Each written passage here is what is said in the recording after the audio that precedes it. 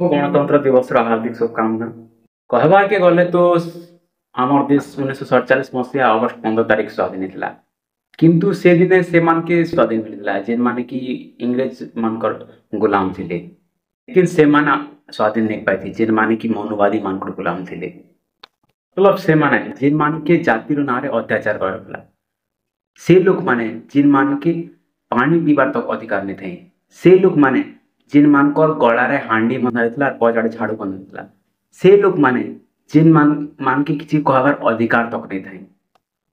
किंतु डॉक्टर बाबा साहेब को द्वारा बनाई संविधान 1950 रु लागू होता आ से शोषित वंचित मान के अधिकार मिलता भारत संविधान आर्टिकल 15 कसी धर्म जाति जन्मस्थान की निगरी तुम केवे कहा भेदभाव कर नहीं पार एवं आर्टिकल 19 जहाँकि आमके आमर वक्तव्य रखबार अधिकार देसी जहाँ ये कहबार अधिकार देसी ये आर्टिकल जहाँकि भारत संविधान रे अच्छे अरे ये आर्टिकल द्वारा ही 1950 मसीहा जनवरी 26 तारीख से मान के अधिकार मिलता जेन मान के कि जातिर नारे अत्याचार होता। जय भारत जय संविधान।